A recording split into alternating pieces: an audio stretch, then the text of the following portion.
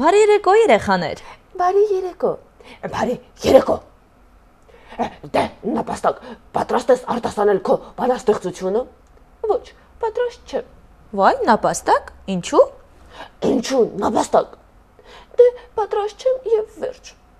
Դու այսօր նույնիսկ զբոսանքի չես գնացել, ասում էր, որ ես նստում եմ տանը, պատրաստում եմ բանաստեղծություն։ Իսկ հիմա ինչ է պատահել։ Այո, ասում էի, բայց չեմ ուզում արտասանել։ Դու այն չես գրել նապաստակ։ Գրել եմ, բայց չեմ արտասանի ու վերջ։ Չալո, ինչ է պատահել մեր նապաստակի հետ, նապաստակ մի լացիր։ Իսկ կարող ես ասել, որտեղ է քո գրած բանաստեղծությունը։ Սեղանի տակ է։ Սեղանի տակ, Չալո, մի հատ բեր տեսնենք։ Սպասեք, հիմա կգտնեմ։ Ահա։ Վայ, նապաստակ, դու քո բանաստեղծությունը ամբողջովին պատրոտել ես։ Այսինչու ես այսպես արել։ Դե դա արդեն կարևոր չէ։ Ես ոչինչ չեմ հասկանում, նապաստակ դու չես ուզում, որ մենք կարդանք։ Չէ, չկարդանք հանկարծ։ Ինչի նապաստակ։ Չեղավ, Տաթևիկ, խնդրում ենք կարդանք, հա։ Կարդանք։ Դե լավ, եթե շատ եք ուզում, ապա կարդացեք։ Դե ես մի կերպ երևի կկարողանամ կարդալ, լսեք երեխաներ։ Ես հոյակապ տրամադրություն ունեմ։ Իմ ընկերների համար ես ելակով տորթ եմ թխել։ Ես նրանց կնվիրեմ մեծ ելակով տորթ, միասին կուտենք ուրախ տրամադրությամբ։ Ոայ, նապաստակ։ Ինչ եղավ քեզ նապաստակ։ Իմ կարծիքով դու հրաշալի բանաստեղծություն ես գրել։ Այո, մի տխրիր, իմ կարծիքով էլ շատ լավ բանաստեղծություն է։ Եվ քեզ ամաչելու ոչ մի բան չունես։ Խնդիրը դրանում չէ։ Ես իսկապես ձեզ համար ելակով տորտ էի թխել, այսքան փոքրիկ ու սիրունիկ տորտ, բայց դուք ուշացաք եւ ես կերա այն։ Դրա համար ես դու լացում նապաստակ։ Այո։ Մի տխրիր, նապաստակ, դու մեզ համար եւս մի անգամ տորտ կպատրաստես, շատ անգամ ավելի մեծ ու համեղ, եւ մենք միասին կուտենք։ Կուտենք եւ կուրախանանք, անպայման նապաստակ։ Անպայման կպատրաստեմ։ Դուք ինձ ներում եք, հա։ Ներում ենք նապաստակ, մի մտահոգվիր եւ երբեք մի հրաժարվիր քո գրած բանաստեղծությունից, այդպես չի կարելի։ Դե, եթե ամեն ինչ լավ է, ուրեմն կարդանք մեր այսօրվա հեքիաթը, հա։ Այո, նապաստակ, քո տրամադրությունը բարձր է։ Այո։ Դե, սկսում ենք։ Պինգվինիկ պինգվինը։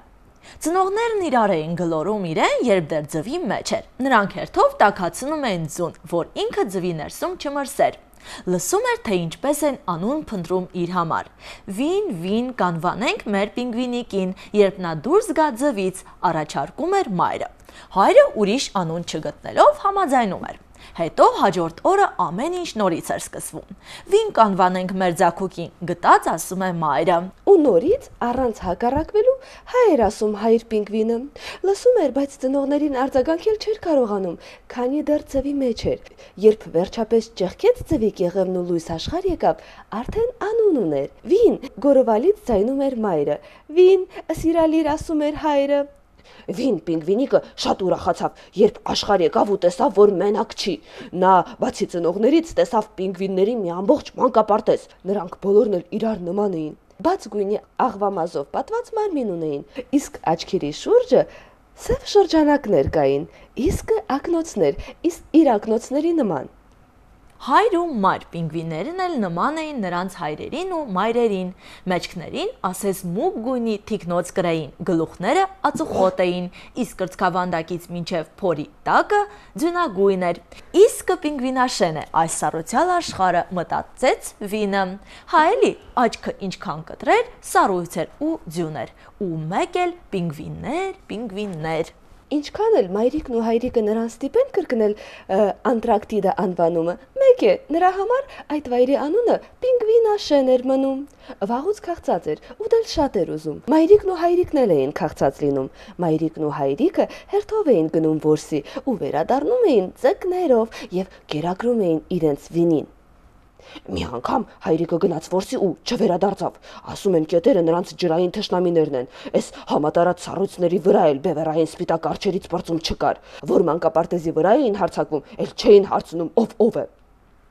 Աչքը ջուր կտրեց մոր վերադարձին սպասելով, այս անգամ նա ուշանում էր, վերադարձած մամաների մեջ վինը իր մորը չգտավ,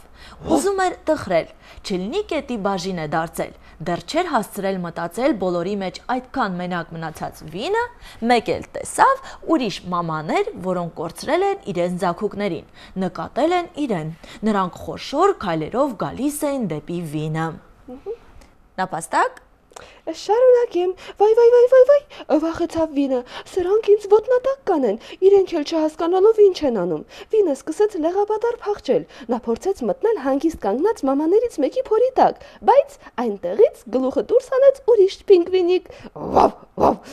զբաղված է, հասկացավ վինը, ու մեկ էլ զգաց, որ մեկն իրեն կոպտորեն ձգեց, մի քանի ակնթարթ աչքերի դեմ աշխարհը մտնեց, հետո մարմնին հաճելի ջերմություն զգաց, զգուշորեն գլուխը դուրս հանեց, ահա այն վազող մամաները, նկատեց վինը, ձեռնունայն ու գլխիկոր ետ են գնում, դե նրանք շատ էին ուզում մայրիկ մնալ։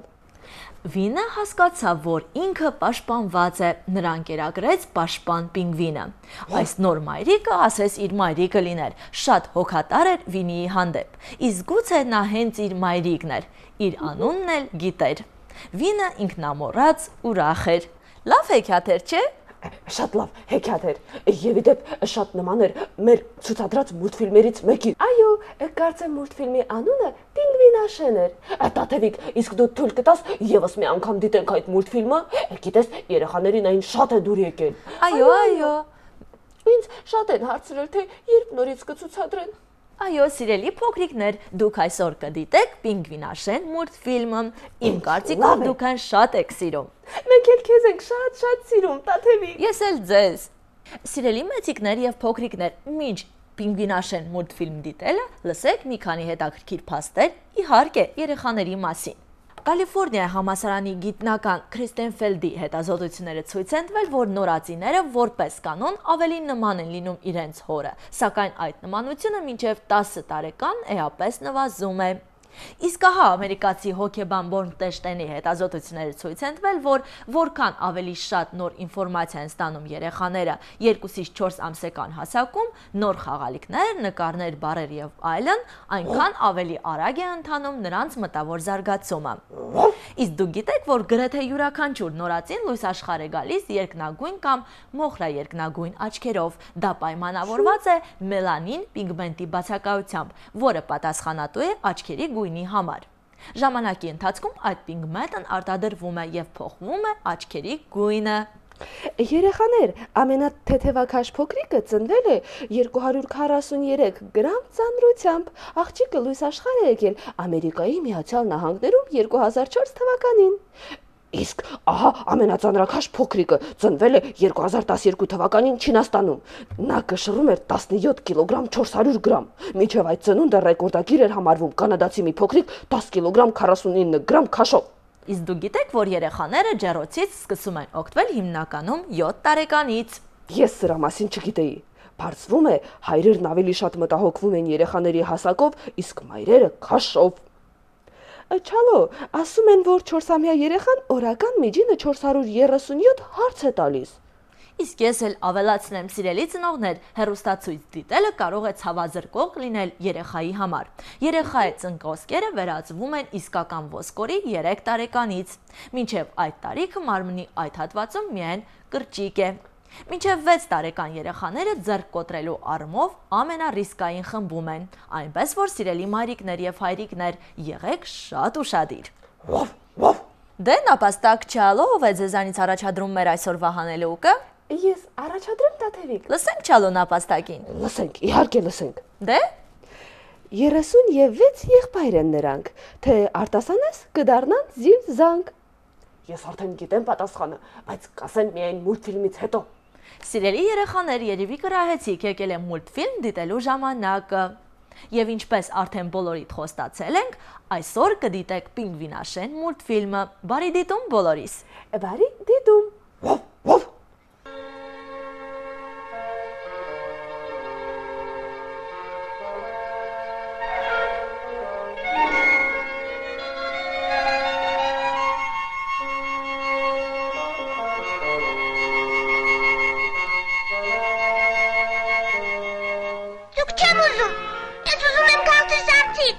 Աշինց հետո դա կստանաս։ Հիմա։ Ծաչիկ։ Երեխա չէ, այլ պատուհաս։ Չեղավ էսպես, լավ է չես տանք, մանկապարտես։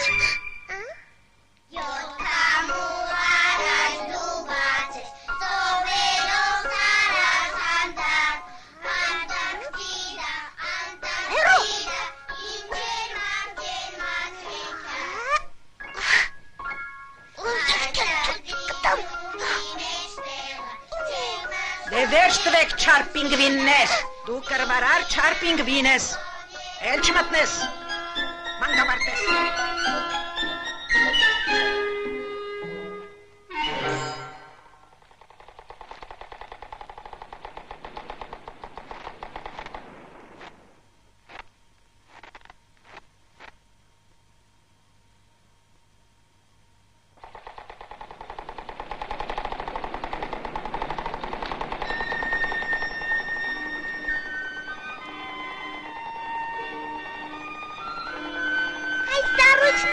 Բոլորն էլ կատես նման են իրար, պինգվիններից ես։ Էդ որտեղից հայտնվեցիր այդպես թաքուն։ Ծնողներդ տվել են քեզ թույլտվություն։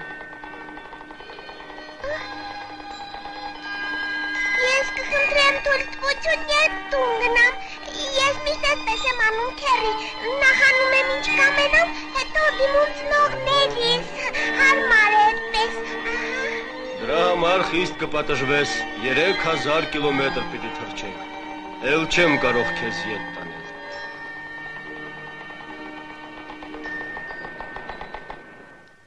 Ապա մի դուրս արի, արի։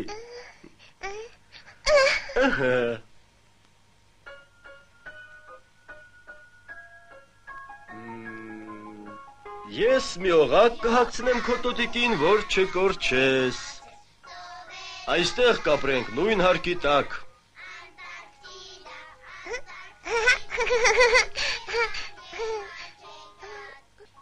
Պինգվին Աշեն, կարոտել եմ քեզ իմ քաղաք։ Դա քիչ է քեզ, չար երեխա, չմտնեիր ուղղաթիռը, հիմա կեր ու նանի կարա։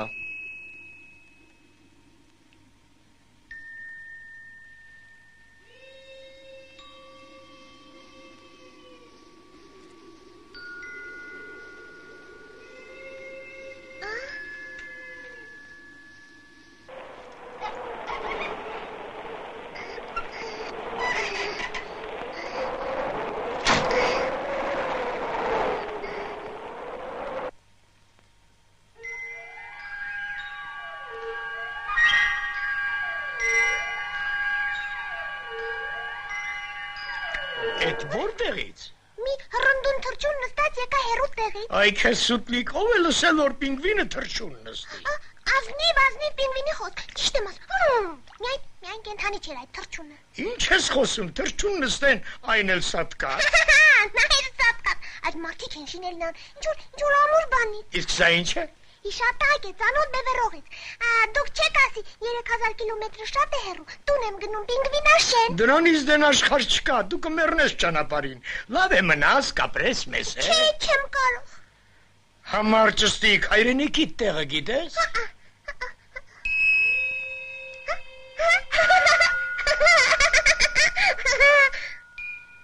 Կաց, այ խենթուկ։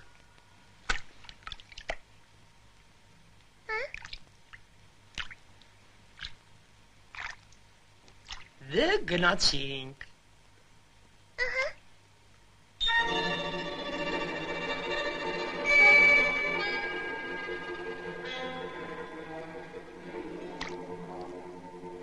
Բարի ճամփա, պստիկ ճստիկ։ Շնորհակալ եմ, բարի պապիկ։ Ստեսություն։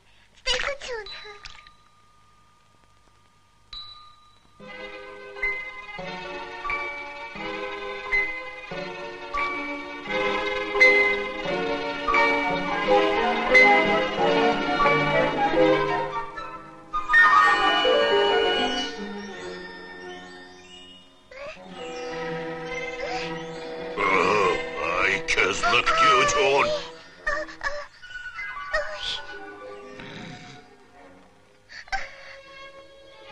Ով է տեսել նստեն ուղիղ մեկի գլխին, չեն էլ հարգում թագավորին։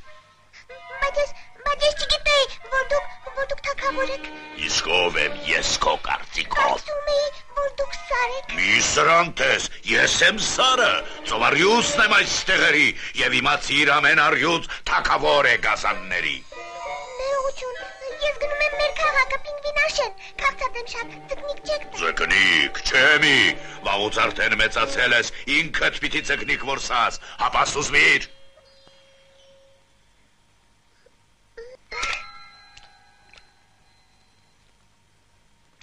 Ստացվում է։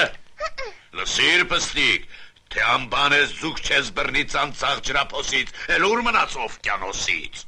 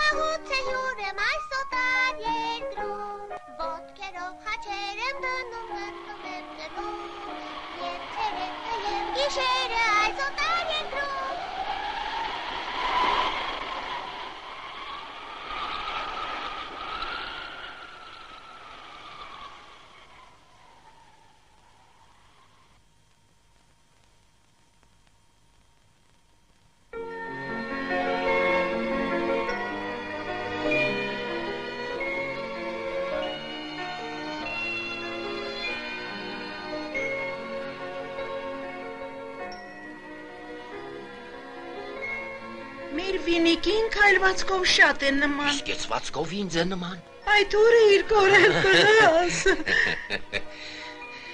Պատուհաս են այս տղաները։ Հայրիկ։ Ովքեր եք դուք։ Ես Պինգիկն եմ։ Ես Գվինիկը։ Իսկ ոնց եք դուք վարքի կողմից։ Ես սովորական։ Իսկ ես անսանց։ Որ այդպես է, լավ կլիներ եւ օգտակար իմանայիք պատմությունը այս օղակի։ Չալո, կարող ես պատասխանել հանելուկին։ Իհարկե կարող եմ, դա այբուբենն է։ Ապրես, Չալո, շատ ապրես։ Սիրելի երեխաներ, երևի դուք էլ եք արդեն կռահել հանելուկի պատասխանը։ Իդեպ նապաստակ, այսօրվա հանելուկը շատ հեշտ էր։ Այո, բայց նաև հետաքրքիր էր։ Այո։ Դե մեզ մնում է միայն վերջում շնորհակալություն հայտնել Դիսնեյի խանութ սրահին հաղորդման աջակցելու համար։ Այսօրվա համար այսքանը, քնելուց առաջ անպայման մաքրեք ատամները եւ մուշ քնեք։ Կհանդիպենք երեխաներ։ Մինչ նոր հանդիպում։